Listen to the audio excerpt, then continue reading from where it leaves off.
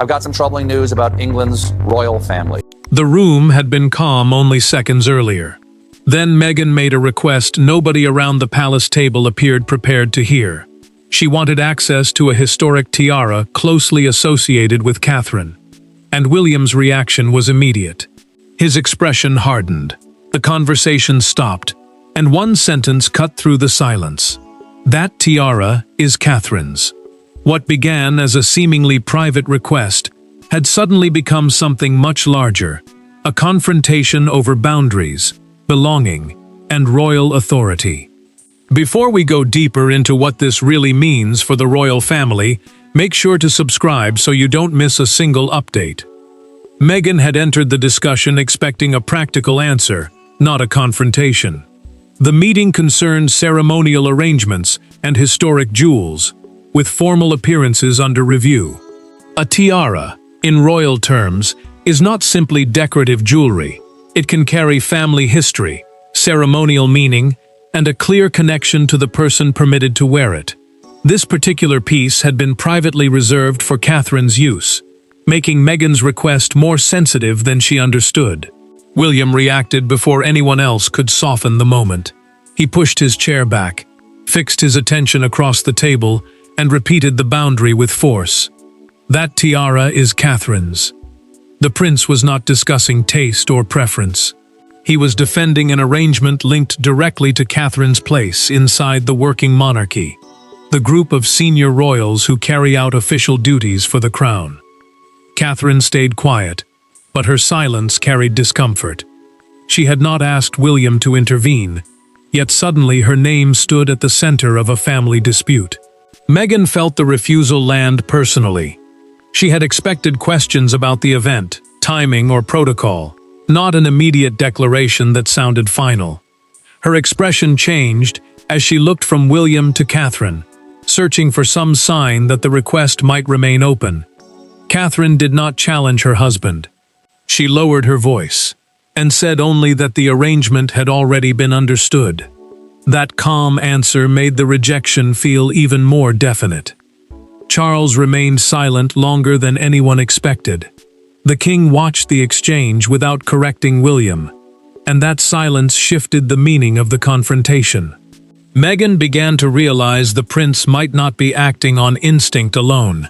He seemed to know of a decision already made behind palace doors, one she had never been told about.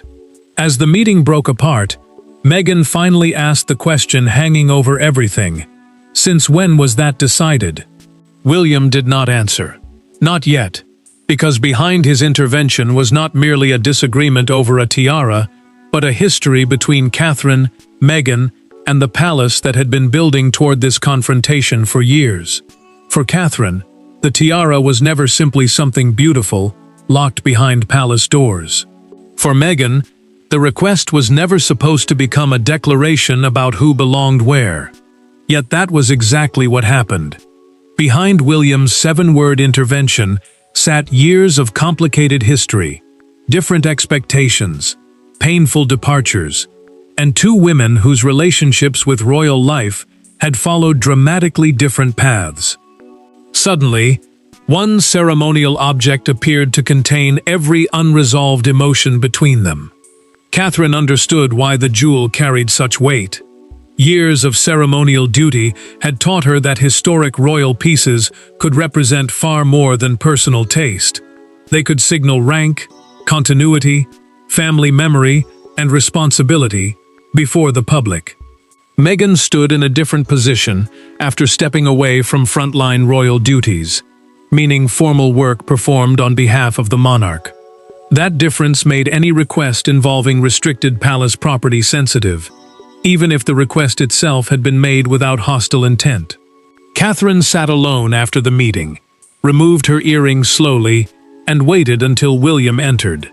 This was never supposed to become a fight, she told him. The prince knew she meant more than the tiara. She hated that her name had become the dividing line in another family argument. William answered, "It became one before today." His words unsettled her because they pointed backward, toward a decision that had already been made. Meghan, meanwhile, spoke privately with Harry, and admitted that the refusal itself was not what hurt most. William's wording had landed harder. She had heard, "That tiara is Catherine's," as something larger, a reminder that her own place inside the family had changed. Harry listened, then explained why she had expected room for negotiation. Meghan believed Charles might approve the request if it reached him directly. That belief had shaped her confidence before the meeting, and deepened the shock when William shut the matter down. William knew something Harry and Meghan did not. A private palace clarification had already fixed the tiara's ceremonial designation, meaning the formal understanding of who was meant to wear it for official occasions. The arrangement had been settled before Meghan asked, and the future king had entered the discussion knowing the boundary was not casual. Catherine suddenly understood what he meant by "before today." Her expression changed as one earlier palace evening returned to mind. That memory mattered because it was not vague resentment or old gossip. It was one specific incident, one quiet moment, when Catherine had learned how easily decisions around her could be made without her.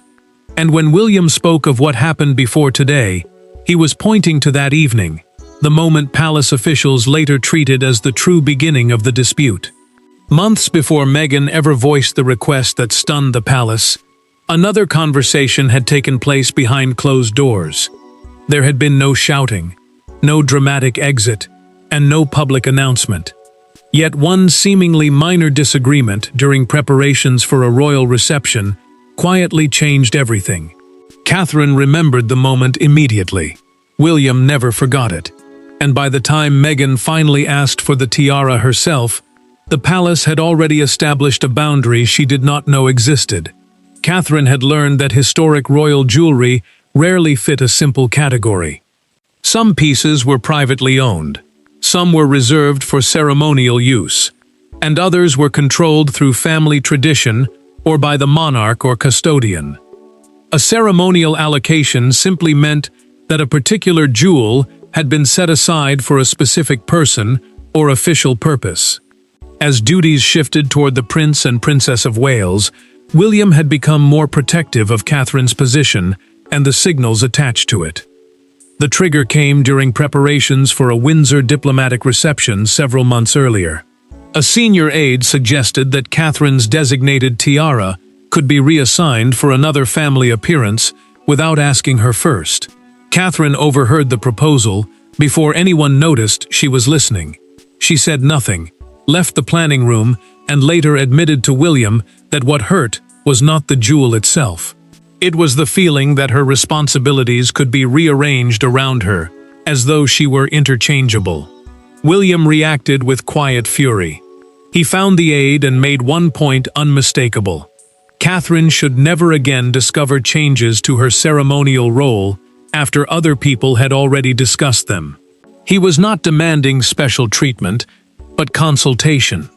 That distinction mattered because Catherine had spent years accepting duty, scrutiny, and restriction without turning every discomfort into a public argument. Charles received a short written clarification soon afterward. The king read the document at his desk, set down his pen, and told William, then there should be no confusion again.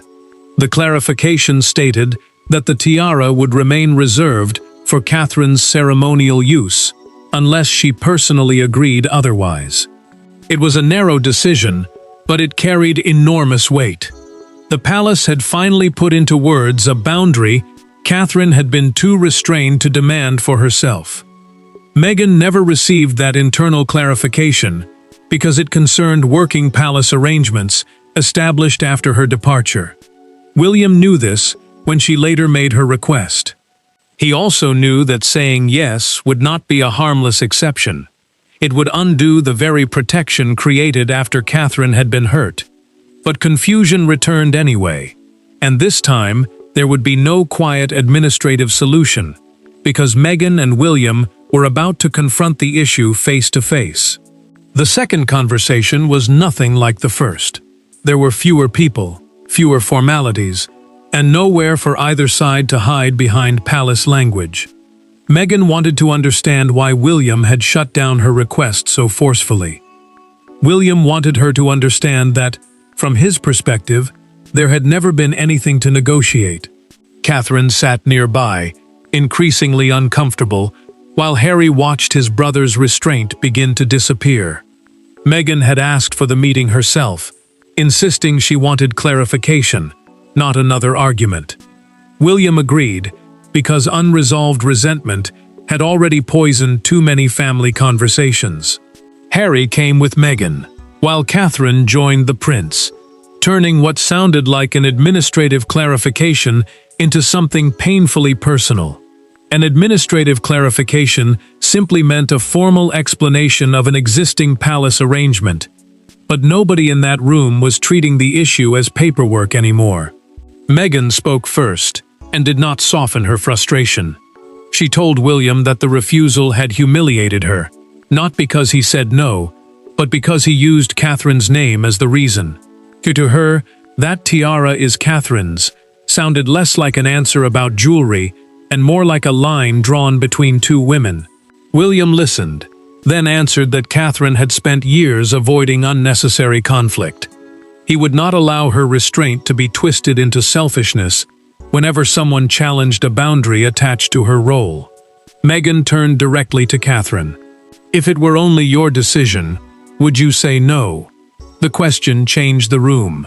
Catherine paused long enough for Harry to notice, then folded her hands and answered quietly, "I would say the decision was made for a reason." Meghan looked disappointed, but Catherine did not retreat. She explained that the earlier Windsor incident had taught her what happened when ceremonial decisions were made around her, rather than with her. Harry reacted sharply.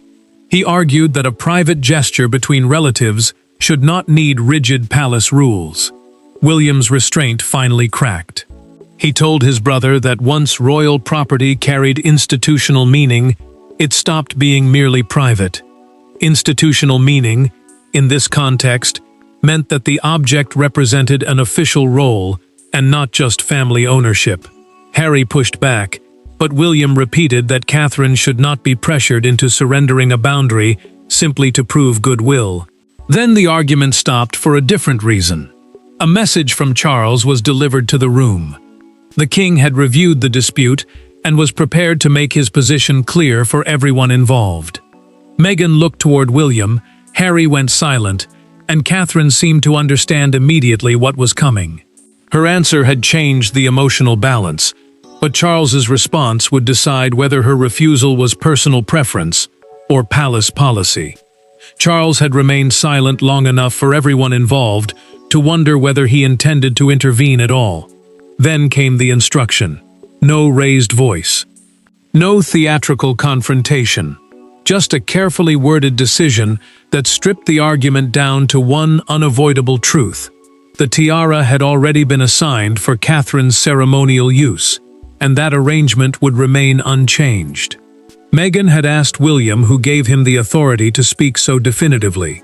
Now the answer had arrived from the king himself. Charles read the briefing alone before speaking to anyone. The document summarized the earlier Windsor decision and the argument that had followed Meghan's request.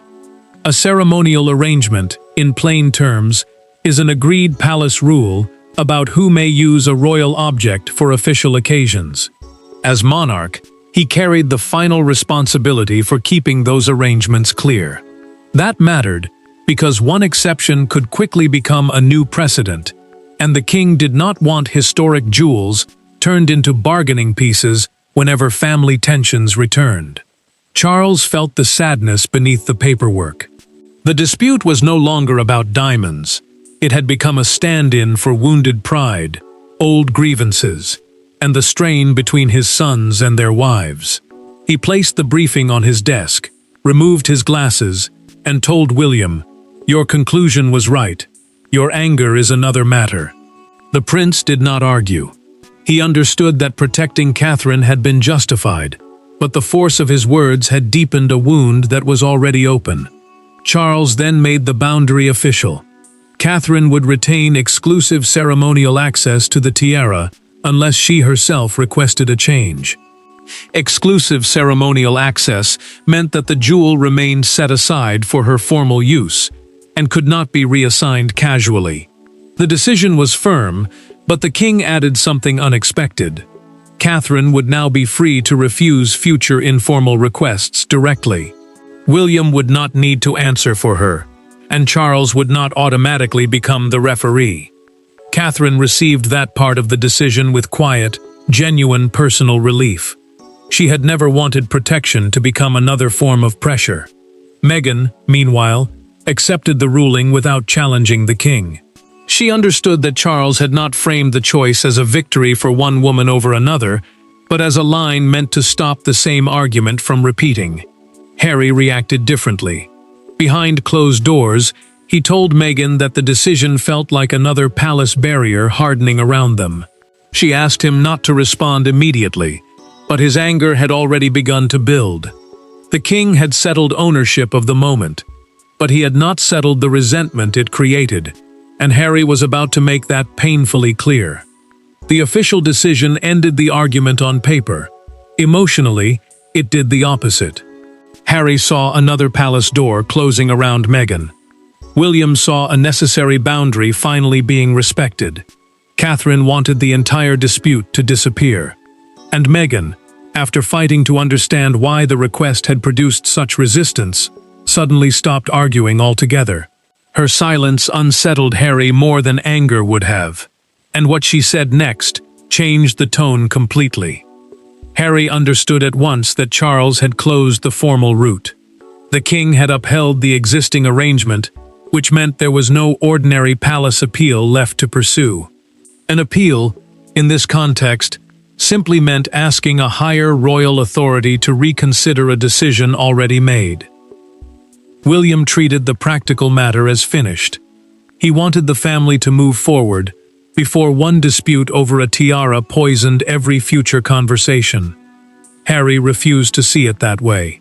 In a private conversation with William, he accused his brother of turning Meghan's request into another test she had been destined to fail. The prince pushed back immediately. He told Harry that protecting Catherine's boundaries could not keep being described as an attack on Meghan. Harry answered that the wording had made the rejection feel personal. William replied that the boundary had existed before the request. Neither brother moved.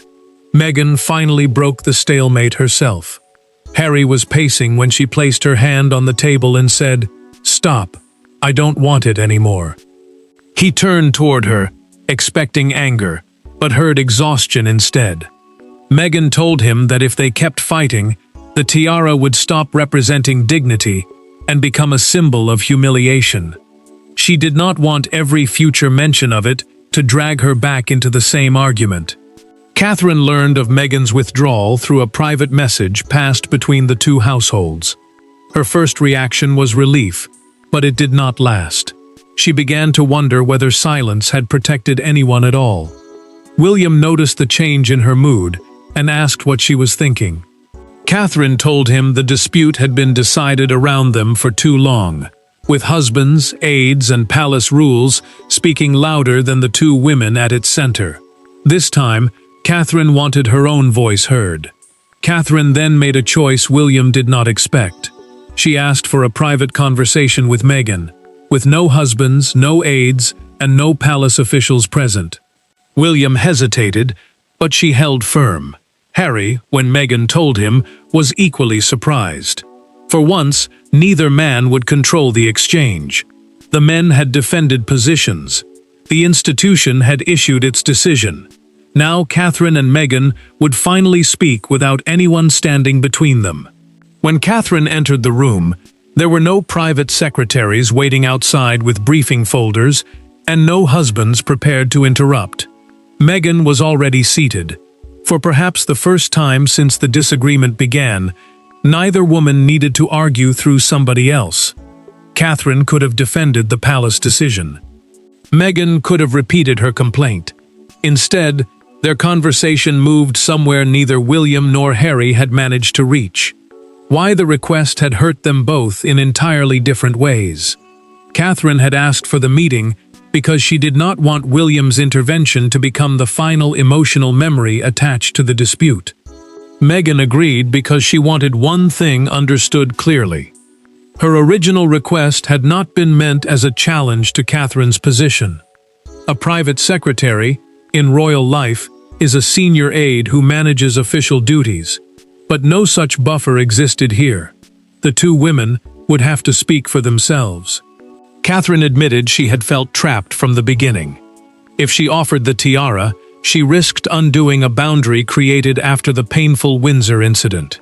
If she refused, she feared looking possessive over something linked to her ceremonial role. Meghan listened, then explained that William's words had cut deeper than she expected.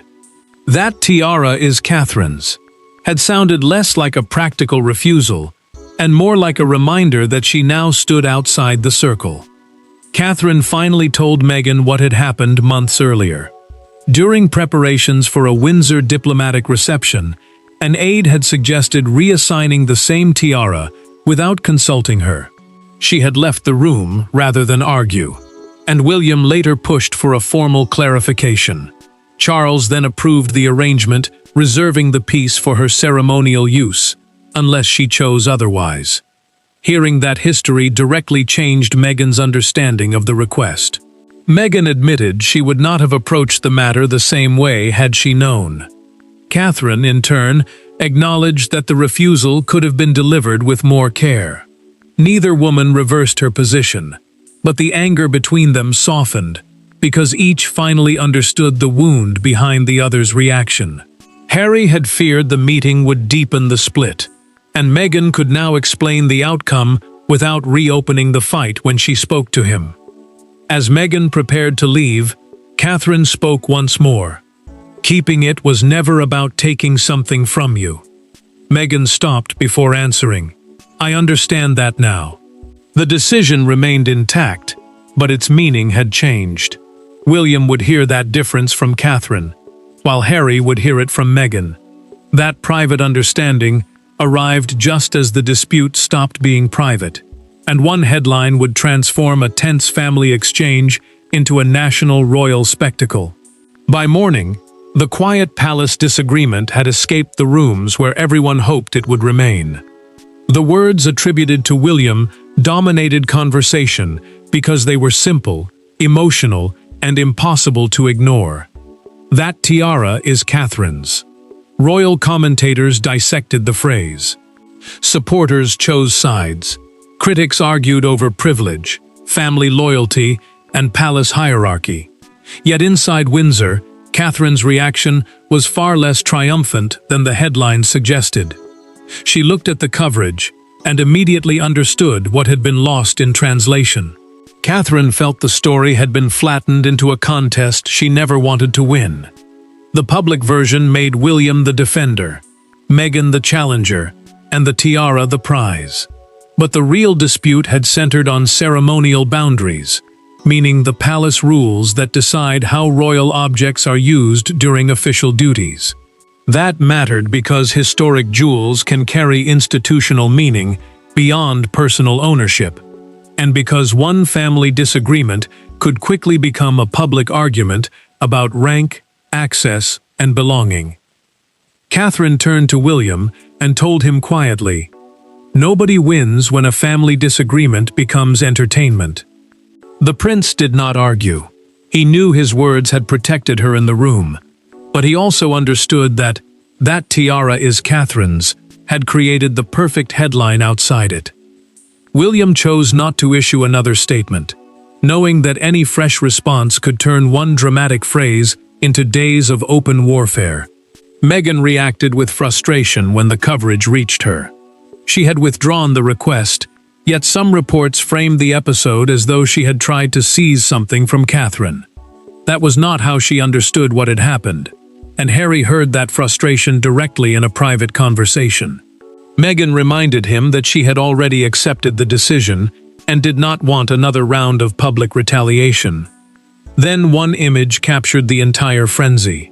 A fictional morning newspaper carried a full-page photograph of Catherine wearing the historic tiara beneath the enormous headline, "That tiara is Catherine's." Outside Buckingham Palace, visitors held copies while broadcasters discussed William's intervention live.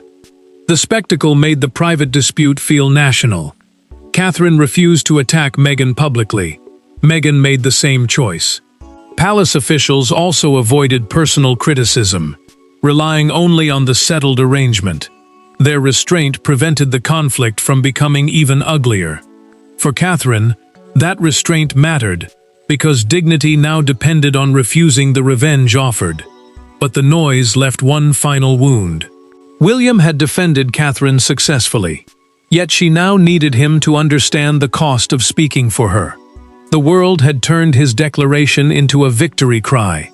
But behind palace doors, Catherine was about to tell him what those 7 words had truly cost. In the end, the tiara never changed hands. Catherine remained its designated wearer. Meghan withdrew her request. Charles upheld the palace arrangement. And William's dramatic intervention became the sentence everyone remembered. Yet the real conclusion had little to do with diamonds. Every person involved left the confrontation understanding something they had resisted before. Boundaries matter, but so does the way they are defended.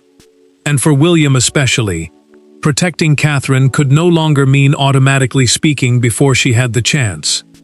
Catherine now knew exactly where the matter stood. The tiara remained reserved for her ceremonial use. Meghan no longer sought access to it. And Charles considered the dispute formally closed. A ceremonial engagement, in simple terms, is an official royal appearance tied to public duty or tradition. Palace arrangements were also clarified, so future requests involving historic jewels could be settled privately before becoming personal confrontations. The king wanted no repeat of a family argument, turning into a public test of loyalty. William later spoke with Catherine alone and admitted that his reaction had been instinctive. He remembered the earlier Windsor incident, remembered how deeply it had hurt her, and could not bear watching the same boundary become uncertain again. Catherine thanked him for defending her, but she also told him something he needed to hear. Protection should not replace her own voice. William accepted that difference. For the prince, that was the lesson hidden beneath all the anger. Harry learned through a private conversation with Meghan that she and Catherine had reached an understanding, without either woman abandoning her position. He finally stopped pressing William to reverse the decision. Meghan's withdrawal was not defeat. She had simply refused to remain trapped inside an argument that had grown harsher and larger than her original request. Her choice gave the conflict somewhere to end. Catherine later wore the tiara at a major ceremonial engagement. There was no announcement, no explanation, and no attempt to turn the moment into victory. William noticed it before she left, smiled, and said nothing. Catherine met his eyes in the mirror. No defense was necessary anymore. Charles had restored order, Meghan understood the boundary, Harry had stopped fighting it, and Catherine could carry the symbol without apology. The argument began with 7 explosive words. That tiara is Catherine's. It ended with something quieter and more lasting. The crown could define possession, but dignity depended on how people treated one another after the decision was made. Thanks for watching. Please don't forget to like and subscribe, and we will see you in next one.